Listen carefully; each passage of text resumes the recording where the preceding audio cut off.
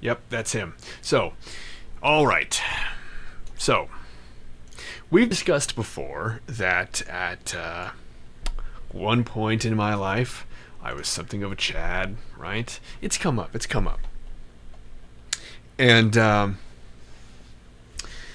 I've thrown gatherings, I've held events, for some cultural exchange, some meeting of the minds, some playing of the beer pong, chugging from kegs, and the gal I was dating at the time was living in Idaho and going to school there, and I would regularly go to Idaho. I don't know why. I mean, I was an insane person, and I had the money to do it, and so I was driving to and from Idaho like every other weekend. And we had a blast. She and her two roommates, they'd never held a gathering before. And they were like, hey, what should we do? And because we were going to have a Halloween party. And I was like, we'll put something together. So we made a whole bunch of events. And we went through a couple different little channels and got word out to like basically the entire university. And it was going to be a good time. It's going to be a good time. And we made these Jello shots. We gave the task to one of the roommates who had never made Jello shots before, and she made these things like I don't know what. Like, I don't think she was following a recipe. She just kind of like, oh, well, we need vodka and Jello mix. So I'll just hold this half gallon of vodka upside down, until it's empty, and then sprinkle in some Jello mix. Jello shots. And for those who aren't aware, that's... Set? I mean, no. Sorry, continue. No. It was not like these were booze with Jello sprinkles. Ew. So like she made hundreds of them, and basically I was kind of on hype duty.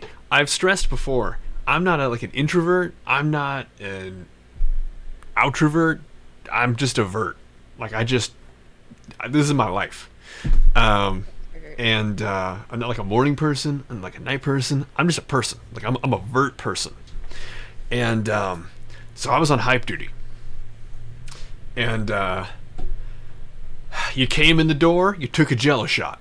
And so many times, especially with chicks, they'd be like, well, you have to do one too. Oh my God, like, what the fuck? You have to do a Jello shot too. So it's like, well, okay, fine. Boom. But again, these were just shots. These weren't even like Jello shots any longer. Okay, so a little bit of backstory. I'm mediocre in every way. Nigel, you're rude. You're so rude. All the time. It's crazy. So, thank you, Erica. Oh my God, we had a lot of games. We're doing a lot of games, and like I was seasoned at this time, but I was like, oh, I'm okay. I'm immune to the reality of life. I can mix different kinds of alcohol and be fine. And if you guys have ever heard, like, beer before liquor, never sicker, liquor before beer, you're in the clear. That is, to some extent, that's true. It's because it has to do with where the carbonation comes into play. Generally speaking, if you have liquor before beer, you have the booze, and it sets, you start processing, and you add the carbonation, it's not so bad, because you've already started moving things that are more alcoholic. But if you have a carbonated base, and you throw booze on top of it, you can create a problem. Okay, so even knowing this, I was like, nah, rules be damned. I'm Quailman. Because I put together an outfit, because I was in fucking Idaho, and I was like, I guess we're doing this party. I didn't know what to do, so I just went to the random, like, Goodwills in the area, and I was like, okay. And by the way, this is like, if you guys know where WSU in Pullman and University of Idaho are. They're right next to each other. It's these two huge universities. They are 7 miles apart. There's a little bike path between them.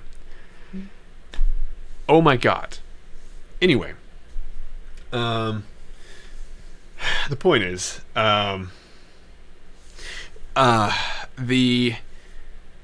the costume I was able to put together was Quailman. It's easy enough. You just get some khaki shorts, throw on some whitey tidies over it, get like a belt around your head and arrange it like that with like a green sweater vest over a white shirt. Boom, you're done. Get a red tablecloth for your cape. Quailman. Okay. Done. And and it was a costume required. So everybody's there and everybody's wearing exactly what you think they're wearing. Oh my god. My buddy who was on the basketball team, 7'1", went as Slender Man. He wore his fitted suit and like nylon stockings over his head. Holy shit. That was awesome. Just gonna say that was a highlight. So keep in mind, this party's going, and I'm just slamming booze. People come in, I'm doing shots with them, I'm hype, I'm trying to keep party going by like doing game here, game here, game here. What are you guys doing? You're not drinking. Let's get a bag of wine over here. What is that doing floating around? Let's bring that over here. Playing slap bag, playing beer pong. I don't even know. I stopped counting somewhere around 20 shots over the course of like 6 hours. Now I know that sounds like a lot, but 6 hours is a long time, and I was drinking a lot of the time. So we're doing pretty good. And then the absinthe came out. And I don't know exactly. Dude, this is what I'm saying. Yeah, that's what I'm saying. This is not like a big deal. I was under control. I was doing pretty good here. I'm kind of going with like a Jello shot being probably half a shot. That's probably where that sits on the actual booze table. We were playing slap bag with the wine. There was another game that I invented called Franzia Freefall, where you take, because this is just a college town. People are bringing whatever they have, and so like basically one person, you have like the arm of a couch right here, and you put you basically like lay on your back right here. Here's the arm of the couch, and somebody stands on the couch here, and they hold a bag of wine over you, turn the nozzle on, and then basically raise the bottle of wine until you start choking or you get through the whole thing. You will choke. Anyway, it's a lot of fun, and we were having a damn good time making a huge mess. The party was kicking, so I'm trying to say. Then, this chick who hated my girlfriend brought out the absinthe. And I don't know exactly what happened. I don't actually know exactly what happened. Because, so my ex's roommates were very artsy. They were very fancy. In fact, they had no idea the party was going to be like this, and had at this point in the party locked themselves in their bedroom. And because they'd never done anything like this. There are 60 people, 70 people here, and like the door's open. People are coming and going as you please. And once the absinthe came out, I don't remember exactly what happened. But I remember waking up the next day feeling fine. Yeah, I think current me probably just would remove myself from this situation. Dude, so the absinthe came out. And I want to point out ahead of time that the chick who brought the absinthe out hated my girlfriend. Okay, so I didn't know. That's kind of where I lost it. I've actually never... Hey, how you doing, Furious? Somebody redeemed story time. And that's a hell of a lot of stream points. Or cents, as we call them around here. And I'm making good on my viewer's purchase. before we continue with PvP. But how you doing, Furious? I'm telling the story of Quailman and the Human Sprinkler. So,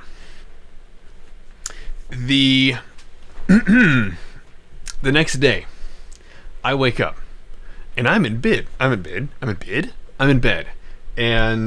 I'm like, I feel pretty damn good. I feel really good. And I get up, and I'm kind of like stepping over people, and I get out to the living room, and the two roommates who were out there, who had locked themselves in their bedroom earlier, they're like, "Oh my God, you're awake." And I'm like, "Yeah," because if I drink, you guarantee I'm gonna wake up early. I don't know why. I don't sleep late when I drink. I get up earlier. I get up with the sunrise. I don't know why that is. I don't oversleep. I wake up earlier. The star is because Mountain Dew holds a 1-month subscription to my channel. That is a badge, and it's going to change tomorrow. It's going to be a 4-leaf clover. But, so,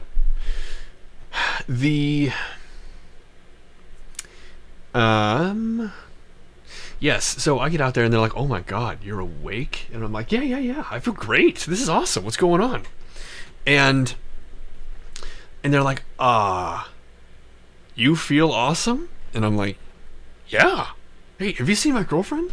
And they're like, "Yeah, I mean, she's like, I don't think she wants to talk to you." And I'm like, "Oh, what? Why? Last night was great. How'd you guys do?" And they're like, I think you should go talk to Juliet." That was the name of the gal I was seeing. And I'm like, oh, okay. And so I do.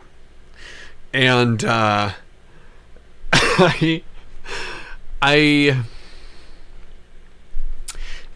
find her. And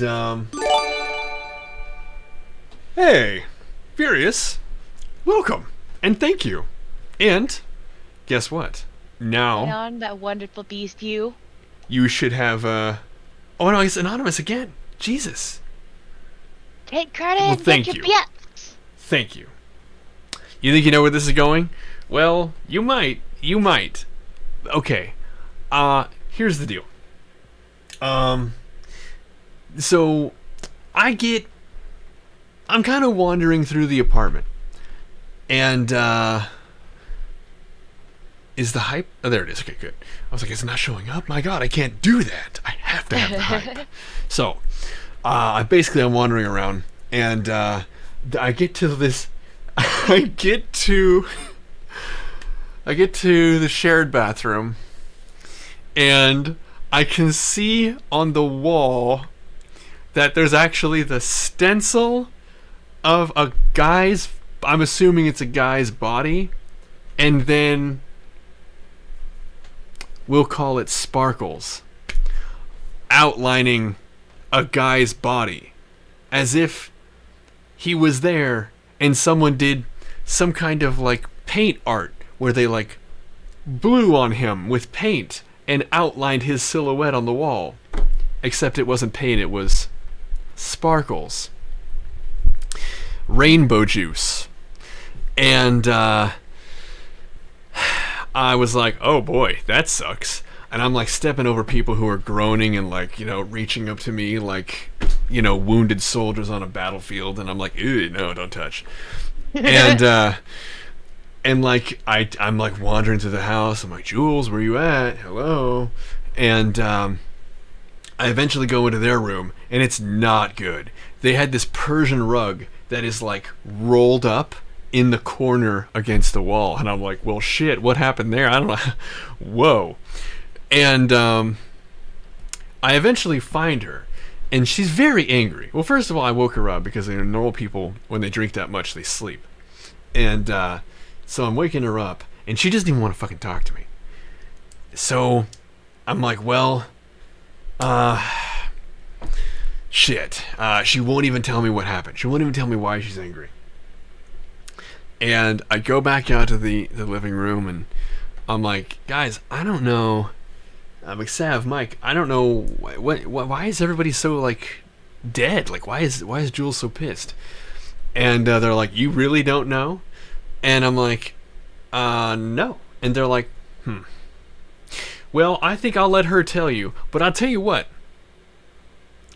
Okay, a spoiler alert. No, I've never cheated, and I never will cheat. But that isn't to say we'll get to it. So the human sprinkler. Ugh. So I want to remind you we're in Idaho, and so there are places that that are very rural in Idaho, and they have something called logger sports in Idaho, which is exactly what it sounds. And those who don't know, it's actually kind of cool to watch. It's like old-timey logging shit. It's teams of people who competitively log. Like you have like those old-timey saws where you're just going back and forth and back and forth and back and forth. Who can get through a tree of a certain diameter faster than the other team? You know those old-timey like the videos where like people are like on a log and they're like kicking their feet out trying to stay upright, balancing on a spinning log. It's actually really, really sick. They have like hatchet throwing, like actual like obstacle courses with like a bunch of logs and stuff, wood chopping competitions. It's actually pretty dope, but it's a pretty niche activity. You're not going to find it in New York. Caber toss. Yeah, also caber toss. Yes. Okay. That's going to come up in a minute. So just bookmark that. Okay. Okay. Yeah, they are. And that's going to come up. So I eventually find you grew ovaries. Yeah, hey. So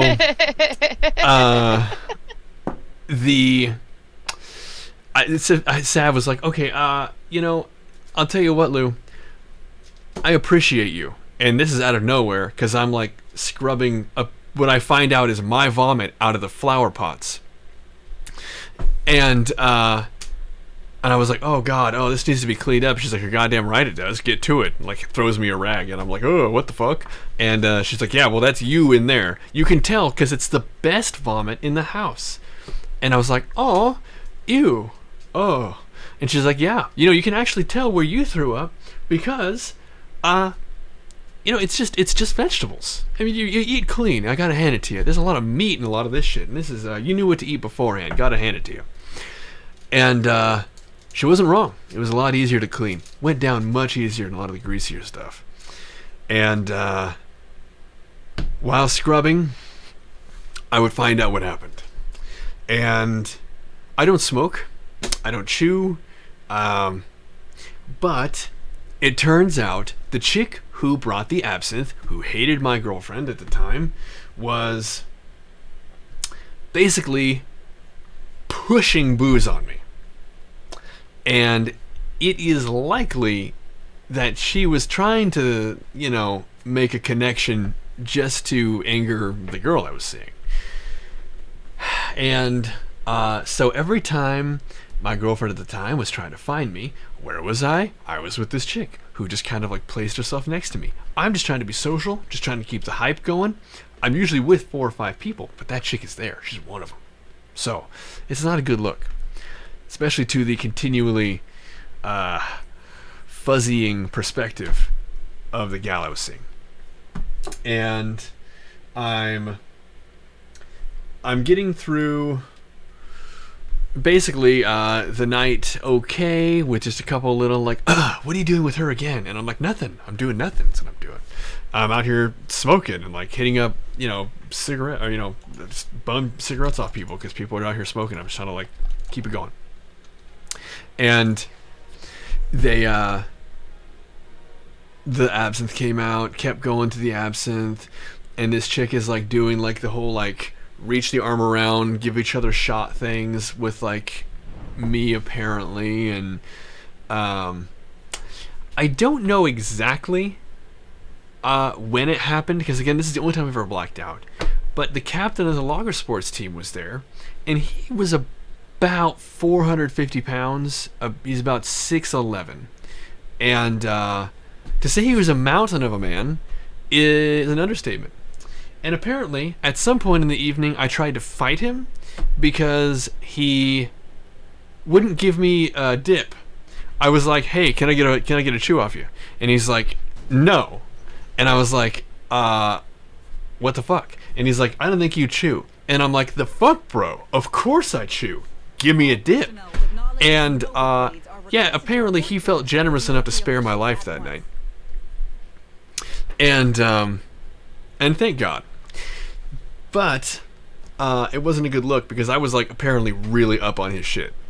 And I just kept going. I started there was a fight. One woman ripped a handful of another woman's hair out because I was just like, wow, you're just really gonna let her throw shade like that, huh? You're just really gonna take that? Wow, that's really amazing. And then I just kept egging them on and egging them on and egging them on. I don't know why. I don't remember doing it. I did. And apparently there was a huge fight where one of them was thrown off the balcony. Apparently another point, nobody knows where I got the fireworks from, but I was lighting fireworks out of my boxers. Don't know. I don't know.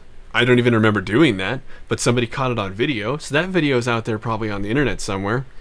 And I don't know what I was thinking, but apparently I gave no warning, and the absinthe chick next to me shouted out to the group of people below me because apparently at some point in the evening I started to take a piss off the balcony right over where a group of people were smoking. Anyway, no, they did. They did.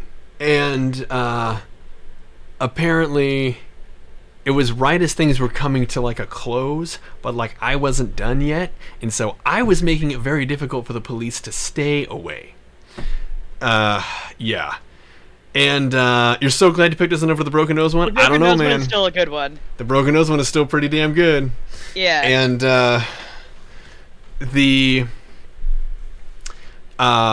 so yeah, I don't know where I got the fireworks, but I've seen the video, and it did happen. And at some point, I go back to the bathroom because apparently at some point, I don't know when exactly, but the roommates who were cowering in the bedroom were forced out. I don't know exactly what happened, but they left the house. They were like, "No," and left.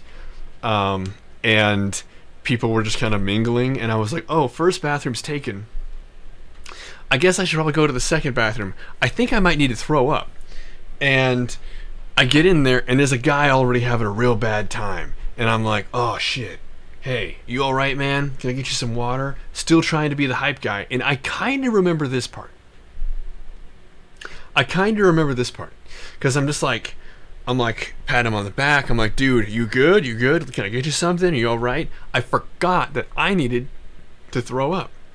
And I'm kind of tending to this guy, I'm kind of cleaning up a little bit, and I go and get him some water. It's probably just straight vodka, I don't know. And he is head in the toilet still, and I'm like, "Oh yeah, you'll be all right, man. You'll be all right. We'll get some food in you in a little bit, and we'll..."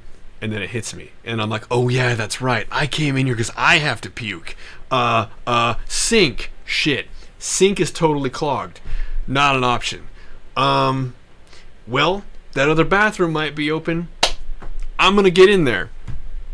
So I start to leave, but things start happening too quickly, and I start to sprinkle rainbow juice. Sprinkles and rainbow juice start to projectile sprinkle out of me.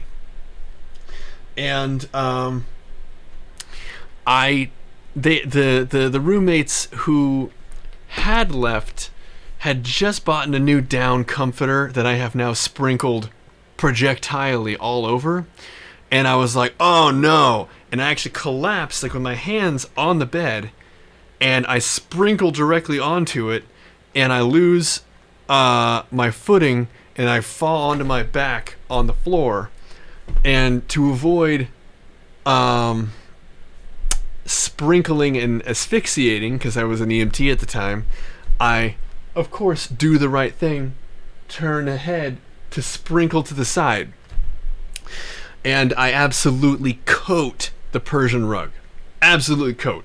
The entire... I somehow... I got some strong abdominals. Yeah. And I coat the entire Persian rug with sprinkles. And it's at that time I'm laying there on my back and I'm like, oh my god. And that's when Jules, the gal I was dating at the time, I forget what she was dressed as. It was a good look. Doesn't matter. She comes in and she's like, I fucking hate you. You've ruined my life. And I'm like, yeah, that makes sense. And she like leaves the... I don't know where she went. But because all this had kind of happened and then the vomiting. Like this was all... The vomiting was the human sprinkler that I became. It wasn't over yet. I get up because I'm just like, you know what? That makes a lot of sense. I should probably go after her. So I get up and I'm like, oh no, the sprinkles aren't done. So I'm like, shit. Well, I remember that one dude is still buckled over the toilet in the other room, and the sink is full. So, shit. Well, I'm next to this door, locked.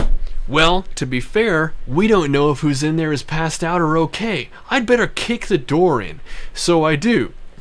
I kick the door in to the shared bathroom, and apparently this jars my guts and startles the guy who was taking a dump, because he stands up and I projectile sprinkle, coating him, creating a stencil outline on the wall behind the toilet. And then I don't even like do anything. I'm just like, sprinkles, and then I'm like, Juliet, and like leave. And I leave the I leave and I eventually catch up with her and I'm like, what are you so angry about? And this is when the two chicks, I was egging the two chicks on, because I was like, what are you angry about? Wow, I can't believe you're gonna take that. What is going on? Like, why is this like, what, come on, like, we're having a really, really good time. I'm just keeping things hype over here. No, I would hit her. I think you should hit her. Hey, Nigel. Pull that fucking weave out. Let's go. No, why? Tell me though. Come on. Was it the fireworks? It couldn't be the fireworks. It wasn't the peeing thing, right? Don't tell me it was the peeing thing. Yeah, kick her in the pussy. Do it. And they start actually just going, like, throwing fucking down. I don't know what she does exactly. And that was about the last I remember. Because the cops are there, and apparently I was really making it difficult for them to stay away. Because I guess their whole thing was like, we really don't want to be here right now, and frankly, this sucks, so get your shit together. You're almost adults. Please control yourselves. But that wasn't going to happen. So, yeah, that's about where the human sprinkling stopped. And, thank you, Soupy, yes. And the human sprinkling stopped, and for the next couple years, welcome to the stream. To the Tunnel Snakes. Welcome to the stream.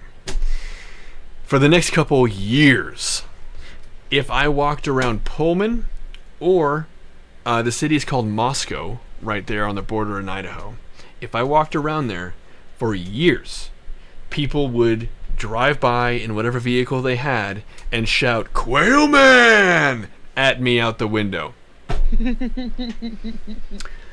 And so there you have it.